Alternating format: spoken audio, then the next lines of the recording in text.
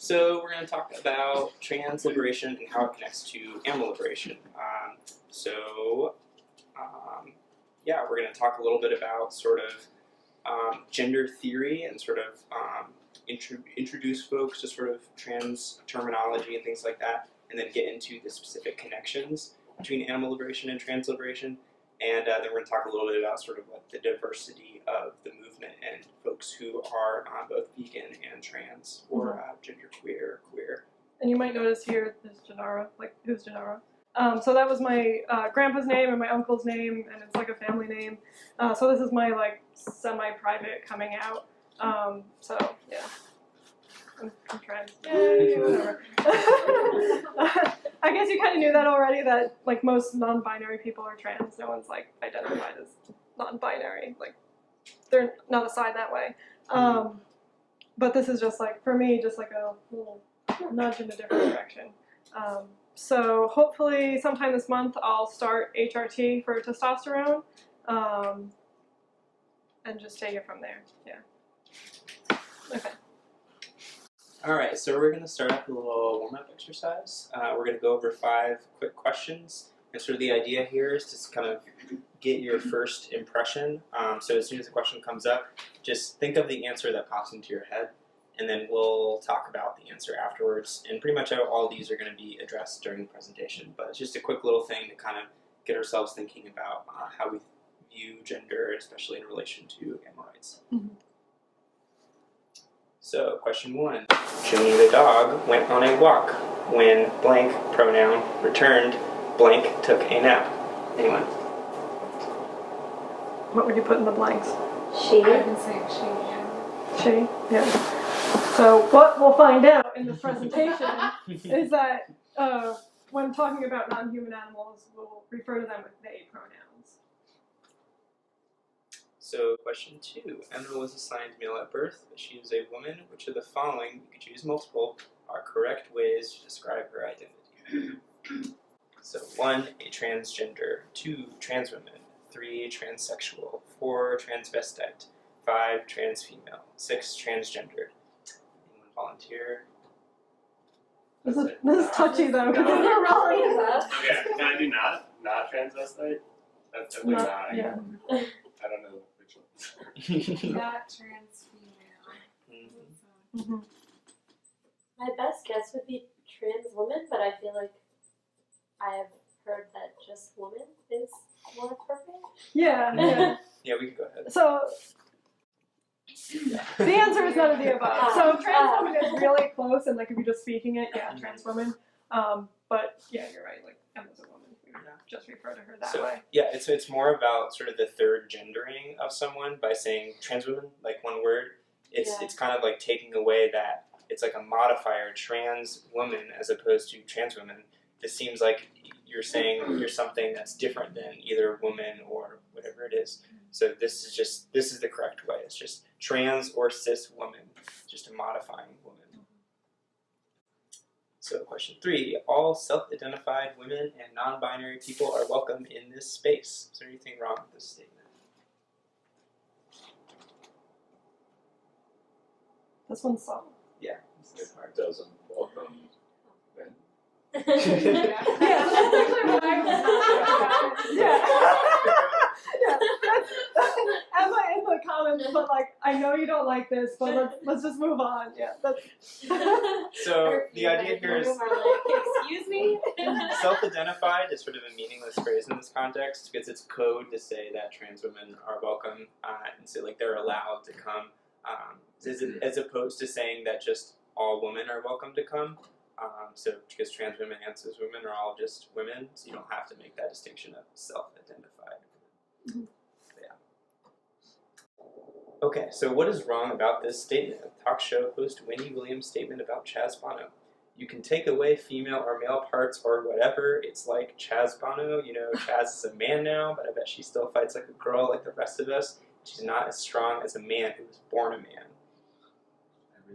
Yeah, this one's easy. Blatant transphobia. Yeah. And we do refer to things like this as transphobia. So even though it's not like an obvious fear, that's coming from this. There's still misgendering going on. There's still othering that's going on. Just general misunderstanding about what it means to be a trans person.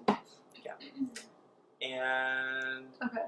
What Then we is- have a video. Do you want to go through the video now, or yeah, I think it's. I mean, it's. it's kind of cringy? Thank you. You're beautiful. Hey, so are you. Well, thank you. Now we got that straight. How does it feel to be the center of so much attention, Carmen? And how did you feel when you heard about this Victoria's Secret's petition? Yeah. And all these people who want you to be the first, I guess, transgender angel. Yeah. At first, I was like, okay, that sounds cool, but it began to grow like on its own. You know, like, and I was like, let me share it, let me put it out there and say, hey, thanks, guys. And when I did that, it went like crazy. Like everybody started signing it, sending me love, like messages on my Twitter, on my Instagram. Like it was this huge. I was just like overwhelmed. Like wow. And now I'm here. Is this something you've always dreamed of, though, being in a Victoria's Secret's fashion show? Because I imagine for a model, that is kind of the height, right? Yeah. Well, you know what? If you're gonna do something, you might as well aim for the highest. And have you heard anything from Victoria's Secret? No. I don't know if they've heard about this story. So are you optimistic? I think so. Let's talk about how this all started. When you were on Drag Race and still a man, how did you decide you wanted to fully transition and become a woman? Well, I've always known. Growing up, How old were you when you... Oh, God, I was in kindergarten.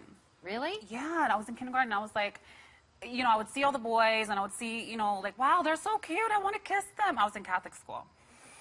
So that didn't go over well. And I know that when you decided you would actually transition and become a female, you did it in a very public way. You shared videos on YouTube. You talked about it on television. Why did you want to do it so publicly? Because, you know, I already had a small fan base with Drag Race. And I had so much love just from my show, just from being, you know, Carmen Carrera, the drag performer. And once my life started to change, I wanted to continue sharing my life. And now, of course, you're a professional model with a contract with Elite, which I guess is the creme de la creme, right, of modeling agencies. Yeah, Elite. Did you ever expect, look at you. Oh, I mean, look at me. Yeah. you look, wow. And you know, and the thing is that I've only been transitioning for a little over 2 years. It takes about 5 or 6 years for some to go through it, you know, completely, because it's you go through the emotions, you go through allowing yourself to just be a woman. Was the whole process painful physically for you to make this, you know, because there's a lot of surgery involved, a lot of drugs involved, obviously, hormones, etc. Yeah. Was it challenging in that way? No, well, I haven't gotten a lot of surgery done. I just did my nose. I got my breast done. Just little things that I've always wanted to do. Nothing that was, you know, that important, honestly. But the medication. I mean, you still your private parts are different now, aren't they?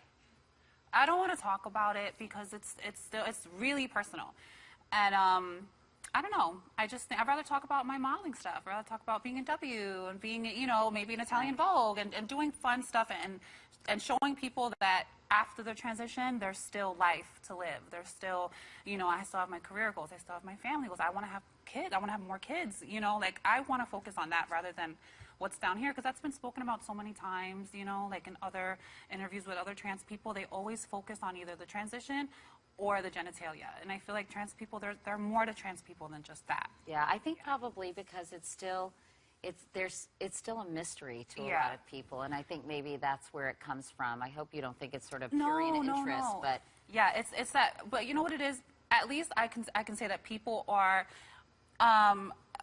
becoming more interested in learning these days rather than judging without experience. and that's a good thing. And that's a great thing, you know, but just me personally, I'd rather just not talk. I understand that, and I totally respect that. Okay. Don't worry. So what was wrong with that interview? Her attitude. She's extremely defensive. I mean, especially toward the end, and like does this thing that a lot of people do, where she like tries to cover up and be like, oh, like I respect everything that you're about, like don't get me wrong, blah blah blah, but then just keeps talking over literally everything that's being said. Mm-hmm. Yeah, we'll see that later too. That kind of like trans exclusion. So like when people will do and say things that are transphobic, and then turn around and say, oh, but I'm not transphobic, and then try to overcompensate for that without changing their actions or the way that they're speaking. And there is a response video if you're interested. It's only 1 minute. It's only 1 minute? Okay. I think that the preoccupation with transition and with surgery objectifies trans people, and then we don't get to really deal with the real lived experiences. The reality of trans people's lives is that so often we're targets of violence. We experience discrimination disproportionately to the rest of the community. Our unemployment rate is twice the national average. If you're a trans person of color, it's 4 times the national average. The homicide rate in the LGBT community is highest amongst trans women. And when we focus on transition, we don't actually get to talk about those things. There's a young woman named Ilan Nettles who on August 17th was just walking down the street with some friends, you know, minding her own business, and she was catcalled by a couple of guys. And one of them, once they realized she was trans, she was beaten into a coma, and 5 days later she died. This is the reality of so many trans people's lives in this country, trans women of color whose lives are in danger simply for being who they are. And we're looking for justice for Ilan's murder, and we're looking for justice for so many trans people across this country. And by focusing on bodies, we don't focus on the lived realities of that oppression and that discrimination. I like that video. So, for context, like Laverne came in after Katie finished the first part of the interview, and that's like what she immediately said after that. Okay, so now we'll go into brief little bits about gender theory, and then talk about non-human animals, and then the animal rights community. So some general terms. Cis means that you identify with the gender assigned at birth. So in the States anyway, most people are assigned either male or female. And trans is you don't identify with that. So non-binary people are trans. For the most part. I'm sure there's some exceptions of like people raising their kids as non-binary. I heard like Pink is doing that with her kids, which is pretty cool. Yeah. And then that's kind of difficult. so the usual language is AMAB or AFAB, assigned male or female at birth.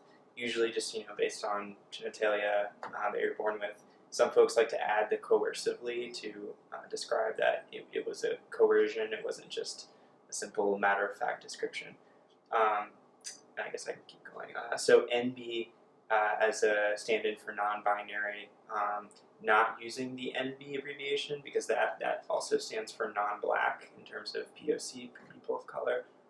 But non-binary or NB just simply meaning that you're sort of off the binary spectrum of defining yourself as either a man or a woman, somewhere in between that or just completely off of it. And then the terms at the bottom are sort of all slurs that are used against trans people.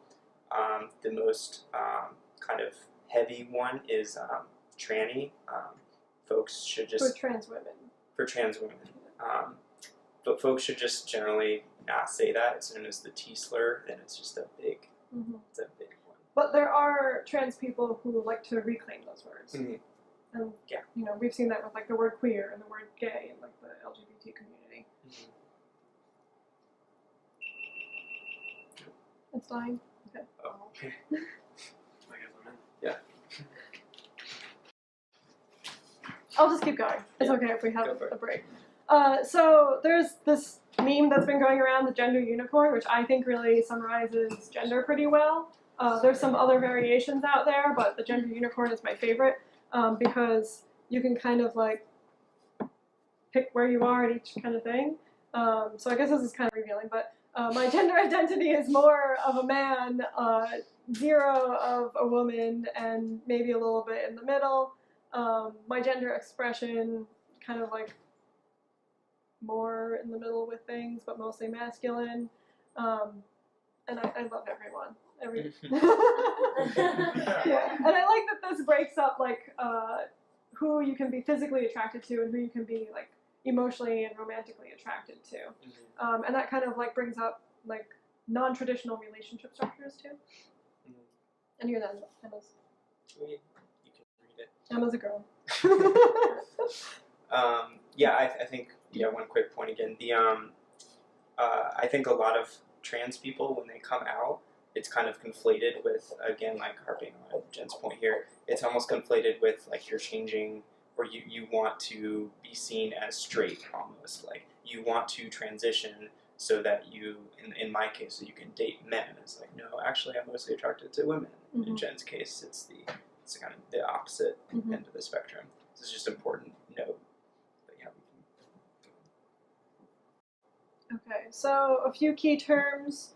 Transphobia, so like one definition is blatant fear of trans people. Sexism gets a little bit more subtle, and that's kind of like a heteronormative kind of baseline. Trans exclusionary, we'll get into that a lot more when we talk about like the AR community, where you can say like, oh, trans people are okay, but kind of exclude them from your narrative. And Brees Harper used to do this, like she has that Sister Vegan book, and it's all cis women who are in it. But as she became aware about trans people's issues, she changed her language to be more inclusive of women who weren't assigned as women. So people can change over time too. And then trans misogyny, did you want to talk about that? Sure, yeah. So trans misogyny is sort of the compounded effects of transphobia and misogyny. This is the sort of the main reason for the disproportionate amount of violence against trans women, and especially trans women of color and folks who are sort of working class. Just all of this together, and this is kind of breaks down femininity a lot, because really in our society we see femininity as sort of the other, as opposed to masculinity, which is seen as normal.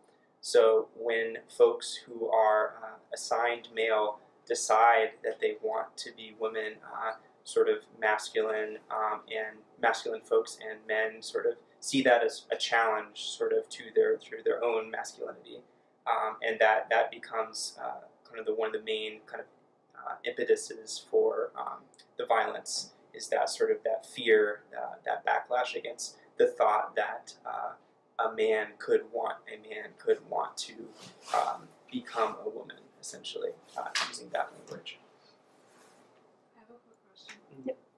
On that slide you used the word transgender, but on the earlier slide that was one of the words that was crossed off. Is that?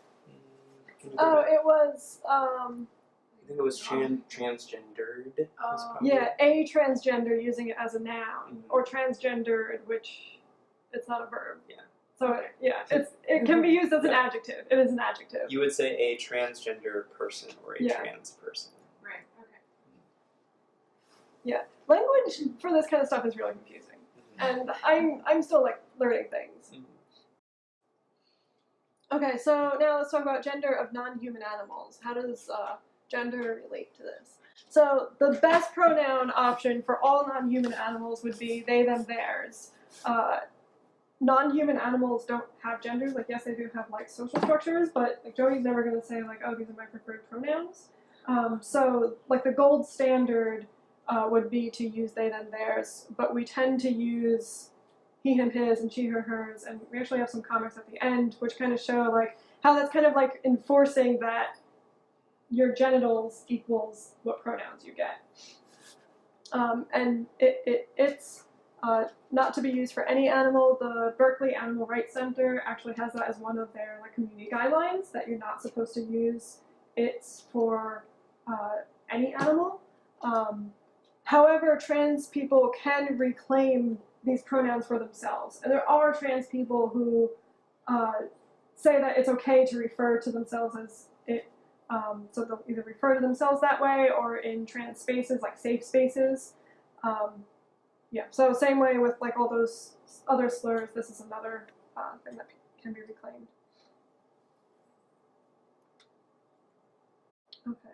So veganism and feminism. This is where my notes would have come in handy. So we're all kind of familiar with these pictures. I actually took all of these from the Dairy Expo. So that's happening locally. And I've heard common arguments about why feminists should be vegan based on like how the female bodies of cows are exploited. I wish I had my notes. Mm-hmm. Yeah. So we're familiar with those kinds of arguments. And it's really gross because, like, if you think about like what we're doing with these animals, it's kind of like these, I don't know, gross sexual things around milk. Yeah, sort of sexualizing milk production in a way, like with these sort of ads like this right here. Yeah. And I think maybe I don't know if I'm going too far. I go. Yeah. So no, this is good. So it's difficult to well, it's not difficult. So cows aren't women. Do cows have a gender? We're not really, can't really say. How would cow really be socialized to be a cow woman? Mm-hmm. But the main point here is that folks in the animal rights community like to talk about dairy is sort of the exploitation of the female reproductive system. And the female reproductive system is kind of a misnomer because basically it's implying that all women have things like uteri, not uteruses. Yeah. Mammary glands, vaginas, things like that. So that again kind of reinforces vagina means woman. That means object to exploit. And this is really driven home by like advertising, anthropomorphizing like female cows as women. Mm-hmm. Like in this. Yeah. So I'm not sure how we should incorporate these kinds of arguments into our discussions. I think first I heard this from you, the veganism and feminism argument. Do you have any thoughts about this idea? You could just say that it's wrong to exploit a cow. Well, I don't know. Yeah. And explain how it happens. Mm-hmm. Without trying to push like, well, if you're a feminist, you should also be vegan because of the exploitation on like cows' bodies. Because that kind of doesn't follow. Yeah. I have just maybe like a further discussion point that I was actually thinking about the other day. When I was talking to another vegan at work, one of my coworkers, who I won't name, but she was actually speaking out kind of against this, and we were arguing back and forth because she was saying, well, it's too far above people's heads, right? Like, people just can't understand veganism and feminism together. And which to me, it would maybe like to us as a group, like sounds kind of ridiculous. Of course, they'd be like, oh, well, why would you think that these ideas intersect? But I mean, it was worth talking about, and a lot of the points that she brought up were kind of surrounding that a lot of people who aren't used to, even the idea of like vegetarianism will shrug away from these ideas. These like, not the people that we're generally going out of our way to convince to be vegan, to say,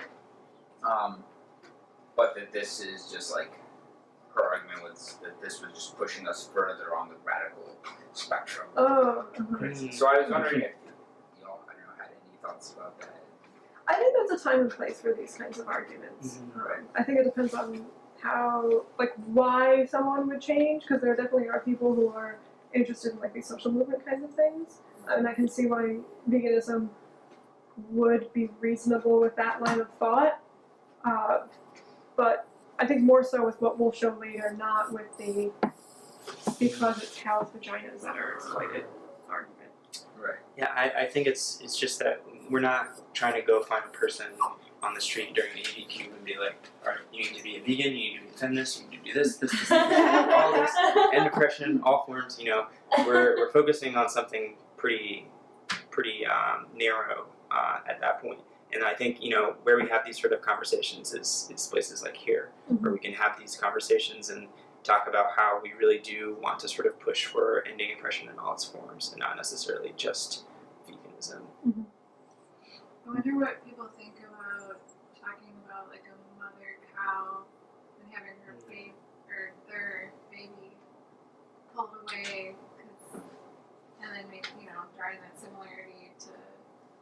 human mothers, and because I think that there's some sort of possible benefit to like thinking about your own child being taken away and then relating that to your child's experience. But I would say that's the quality of being a parent, not necessarily being a mother. Not necessarily giving birth, but just having a kid, which can mean many different things. And that might be, for the cows, it might be the case that it's really the female cow that's affected by these things. But because our language, we're like speaking to other humans in this place that we have, that referring to them as parents, I think would be more inclusive. I think the breastfeeding part, though, like, I had never thought about breastfeeding until I did it for 2 years, but it really changed my relationship with how I thought about cows and what their experience is. Because, and I think for a lot of people, like, once they do breastfeed, they can start to be like, wow, I'm giving so much to this child, and the cow is, whoa, you know, I never made the connection as strong until I was actually doing it. And so I feel like if we take away some of that lingo there, that language, some people won't get it. Like, because like there's such strong connotations of being a mother. So it's like the parent thing, I get what you're saying there, but the breastfeeding thing, I don't know, it felt so different to me. There Trans women can breastfeed. Yeah. I have watched some documentaries. Okay. So I think that would be something that's okay to talk about because it's an action that's today kind of non-gendered.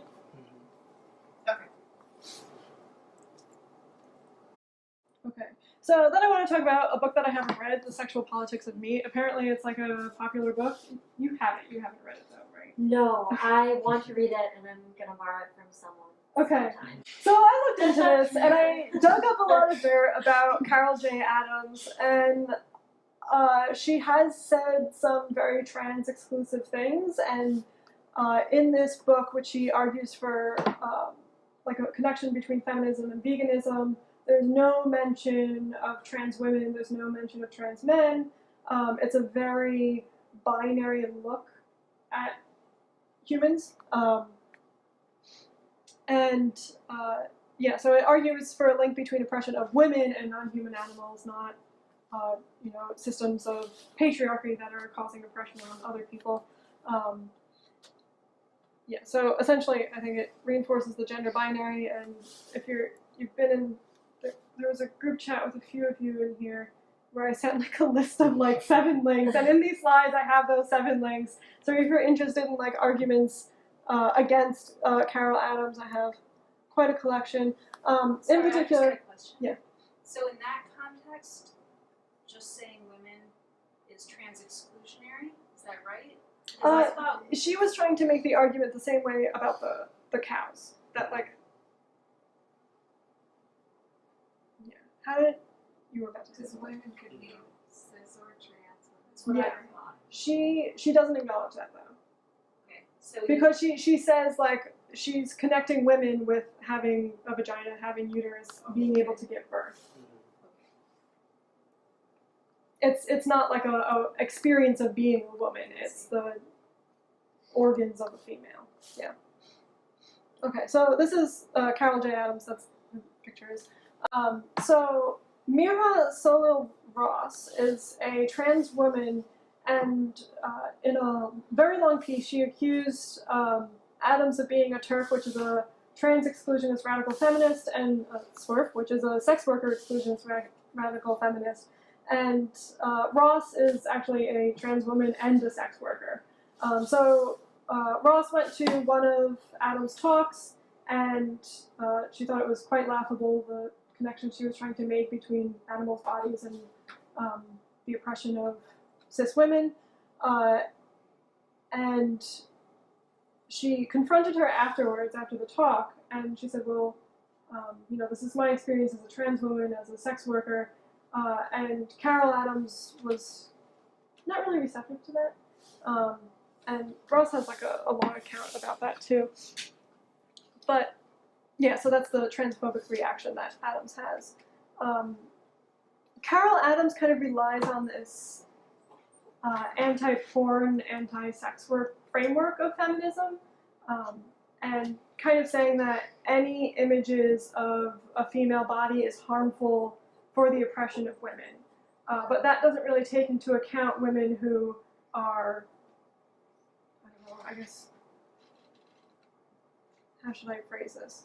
Women who are those objects, women who like are those models, women who are the sex workers who Adams can point to and say, you're damaging to feminism.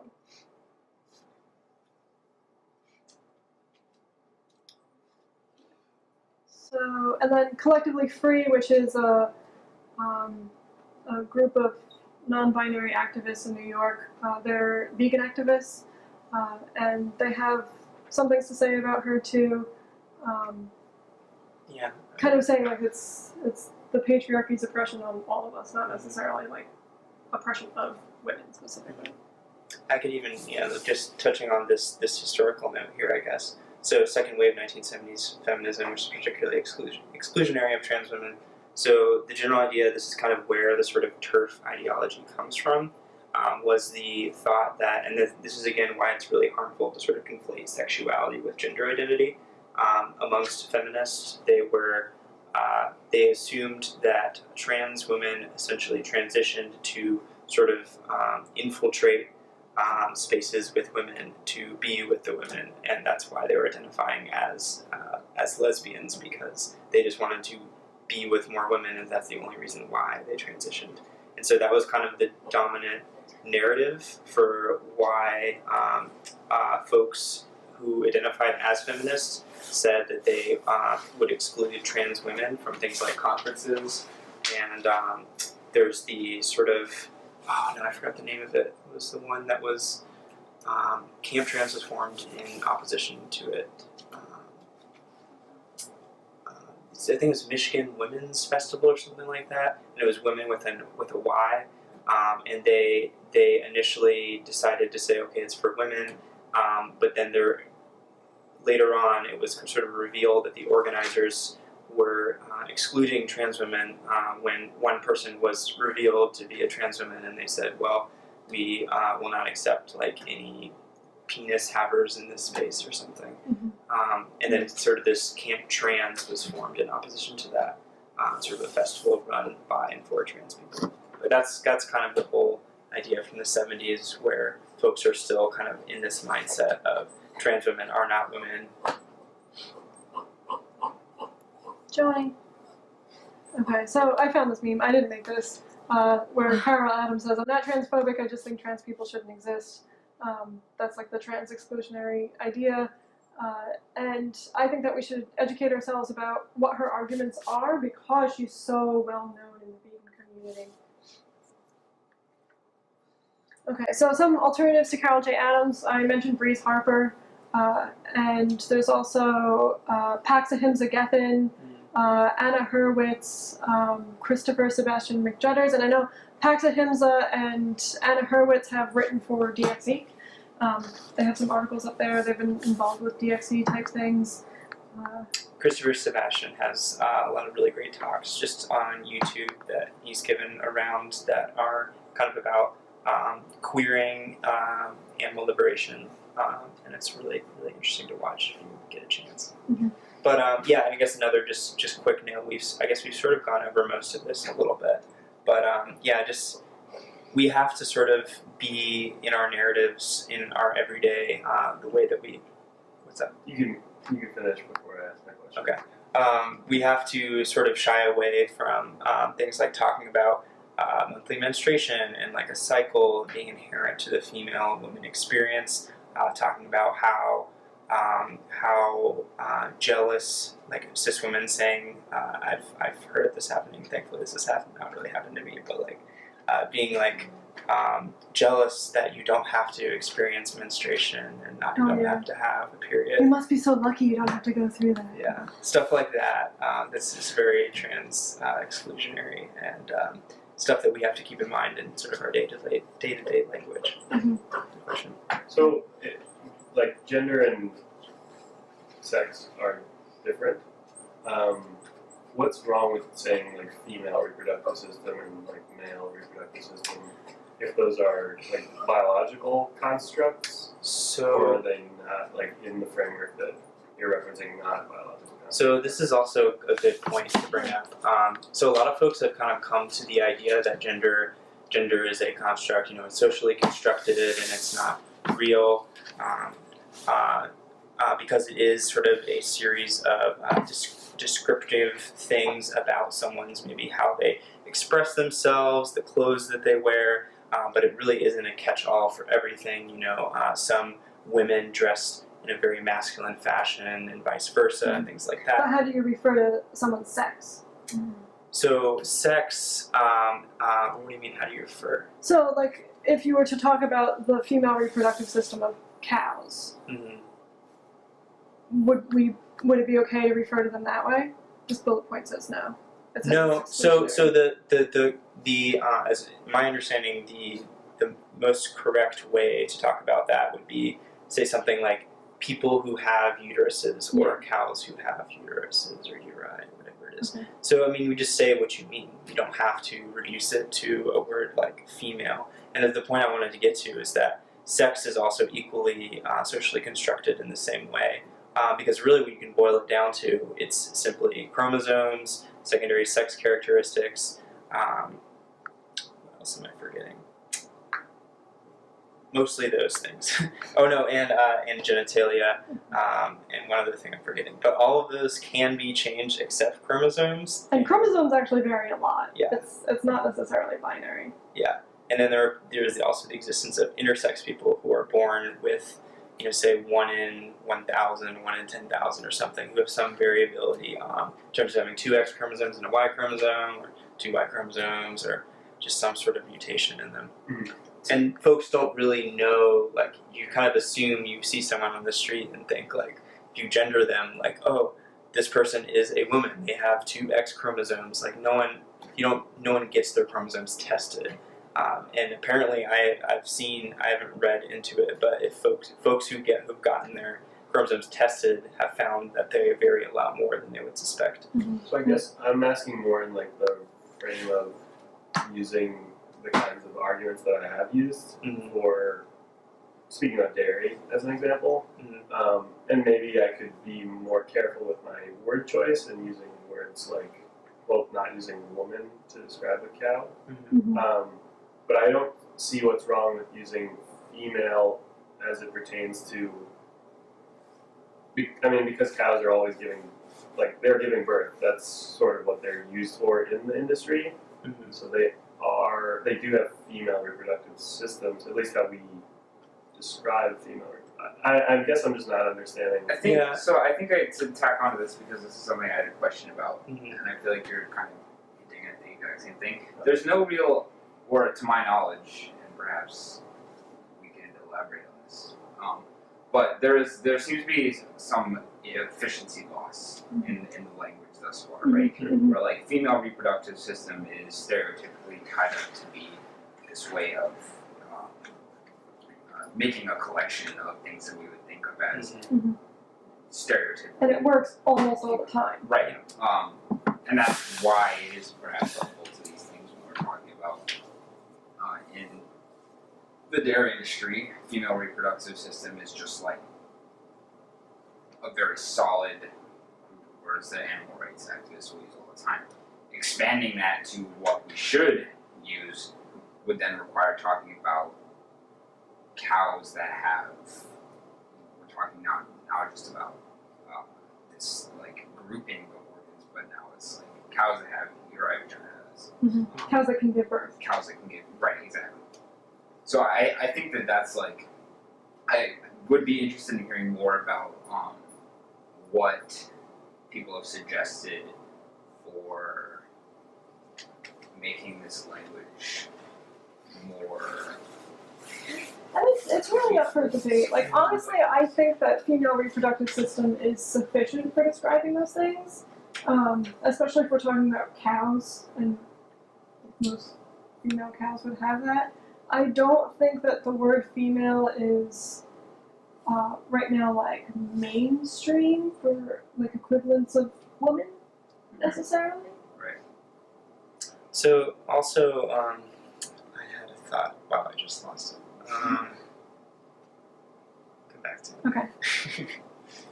Okay, so trans rights and non-human animals. Non-human animals. What is it?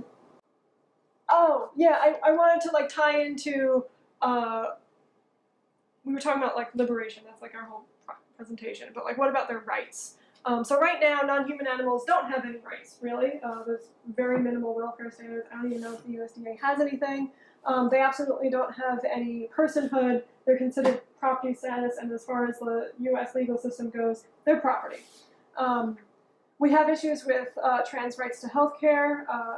In all the neighboring states, as state employees, trans people get coverage by their health insurance. I'm a state employee in Wisconsin. I don't. I'd have to pay out of pocket for that. And that's actually not all that bad because at least I can go places and get the care I want if I can afford it. There are people who can't afford it, or people who live in places that it's not covered, or gatekeeping where they go to their doctor and the doctor says, oh, I'm not doing this for you. The gay trans panic defense.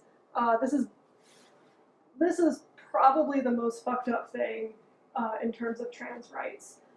There's legal defense that people can use after they've assaulted or even killed a trans person and argue that when they found out this person was gay or trans, they were so angry about it that they killed this person. And that's a valid defense in all states except for California and Illinois. Yeah. I feel like the default should be that it's banned, and you should have to get a law passed to, like, or, you know, like, why is the default that it's okay? I think it was because there have been decisions in the past where that was sort of because our legal system's on precedent. Yeah. When folks have killed trans people, and then their defense says, well, they didn't know like which genitals they had, and then they had sex, and then the person was so surprised, so it makes sense that they killed them. Yeah. And the Wikipedia page was depressing. It's just like story after story after story of when these defenses were used. I also remembered my other point. Okay, did you want to look back at it? It's a defense against surprise, and the person isn't attacking. It's like, what if you're surprised because like someone's wearing a push-up bra, and then you take it off? What was your birthday? Can you kill them?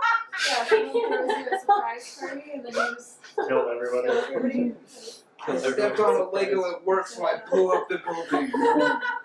Oh my gosh. It's really fucked up. Well, it seems like a lot of them are violence against trans women, where when a cis man finds out that like he's so conflicted about being attracted to a trans woman that he kind of like, I don't know, goes to some kind of internal conflict and realizes the best situation is to kill that person. Yeah, this ties back into what I was saying about sort of men seeing trans women as a challenge to their masculinity, and and trying to conflate themselves in thinking that they're gay in some way if they're attracted to trans women, and if they have a penis, then that means that they're gay, and then that leads them to sort of these violent thoughts and killing people. But the thought that I had was that that I forgot is that I think there's also a difference between the language that we use with an individual person and the things that we are actually talking about on a larger scale. Like when Carol J. Adams, when she publishes something, that's very different than how you would talk to one person on the street. What you're representing in like a written work where people have time to sit down and digest it, I think requires a bit more thought in terms of like how you should present your views. At least that's my opinion. So that also kind of helps answer my question that I had earlier, because my coworker would argue like, oh, we can't use this kind of language because it's too confusing for people that we're just trying to convince to be vegans, and it's like obviously we can't be perfect in these kinds of things, but if we're going to say write a book, like we should be. Right. Yeah, that's what I'm trying to say. Yeah, and I think that we need to work on both of these. We need to work on animal rights and trans folks' rights, and I think we can do both at the same time, especially like with situations like this, like these speak-ins. Situations like this is. And us people. Okay, so then the last one, diversity in the animal rights community. So there are, I don't know why Maya wrote Trans Veganism. It's Paxa Himsagethin, who's shown there, is a trans man, and he's also a vegan. And he says, unlike most transmasculine people, I don't bind my breasts, and I'm not seeking top surgery. It's society that has a problem with my breasts, not me, which I think is a really powerful statement on what our body is. And if you're interested in queer, trans, and vegan advocates, you can look to us, you can look to Paxa Himsagethin, Maya V. Henry, who's shown here, and Chase Ross. They're both vegan and trans YouTubers. And I know Chase is a bit of an activist in trans issues. Is Maya? So my understanding is that Chase is vegan, but doesn't isn't an activist about it. Maya, I've noticed lately, has becoming a little bit more of a I do this thing because it's vegan, and here's my reason why. She's been doing a lot of just vegan cooking videos and going to vegan restaurants in Toronto and look at this is vegan, wow. But yeah, they're not necessarily activists in the sense. None of them are doing nonviolent direct action or anything. But. Paxa Himsagethin is, but okay. Not either of these. Yeah. Oh, and Vine Sanctuary is really cool as well. That's run by, I'm not sure if they're trans, Patrice Jones, but she identifies as queer, I believe. Okay. Yeah, and they kind of try and incorporate both gender and animal liberation practices into how they run the sanctuary. Mm-hmm. And then Collectively Free, which we showed some quotes from before, they do nonviolent direct action in New York. Okay, and then I have some quotes from people. I really like Calvin, so I'll read you guys that one. We of trans experience are asking people to see through our eyes, and in seeing us, to understand us and love us. To ask this with integrity, we must be sure that we are not denying others what we demand for ourselves. And I think that's really tying in trans liberation and animal liberation. And after going through this presentation, I kept thinking of the chance that we have, their bodies, not ours, and thinking of what the state of trans liberation is in this country that really connects us.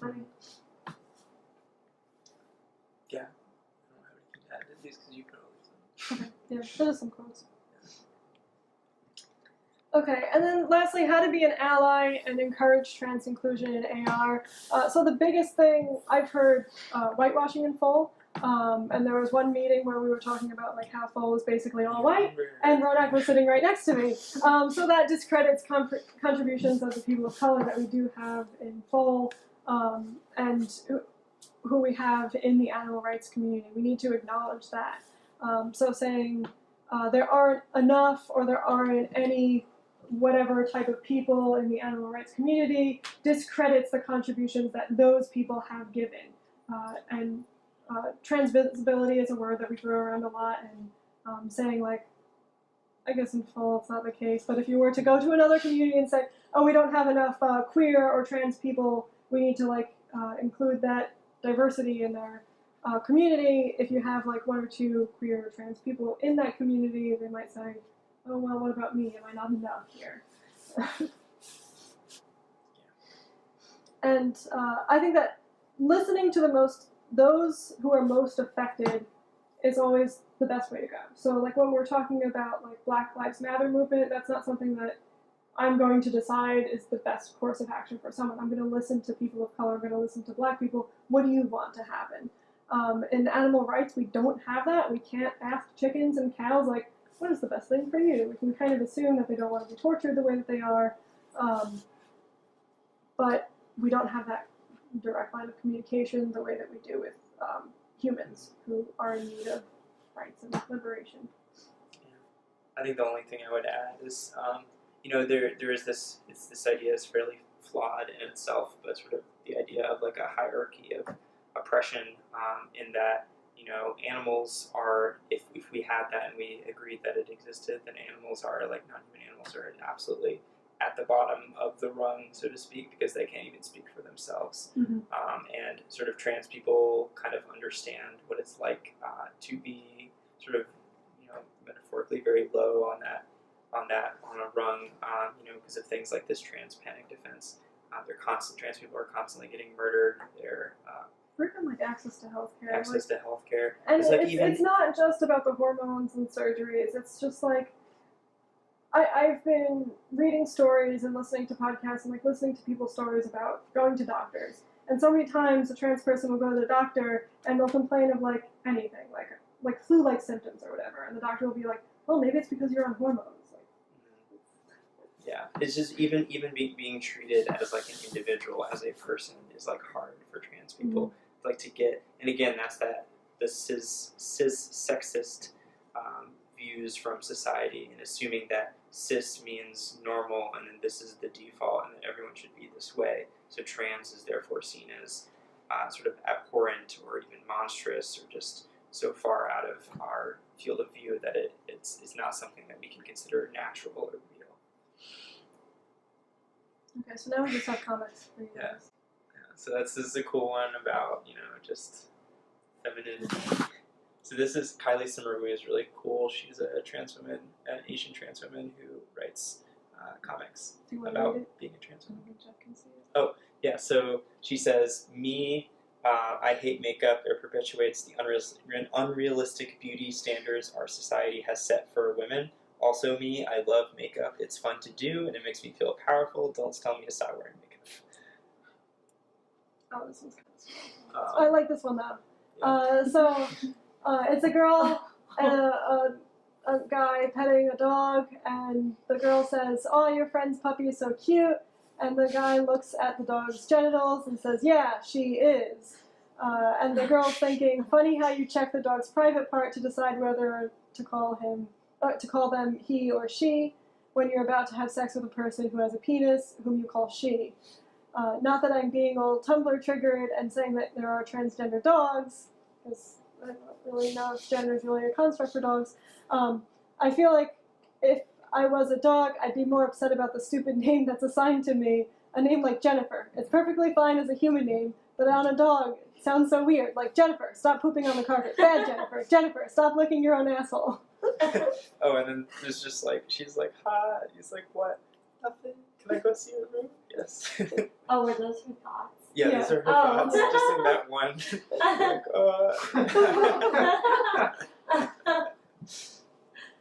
Oh, and then, you can only be, this is a different comic artist, you can only be male or female. Why? That's how nature works. Really? What's your opinion on the matter? Natural creature, down with the gender binary. Oh, the best reveal. So maybe people have seen this meme format, so like the brain progressively gets more like... You're explaining a meme, okay. just go. Okay, so the first step is, I wish I was a girl. And you should read this one. I can just be a girl. I always was a girl. Just write comments. And finally, we are stronger together. Yeah, that's it. That was a long presentation.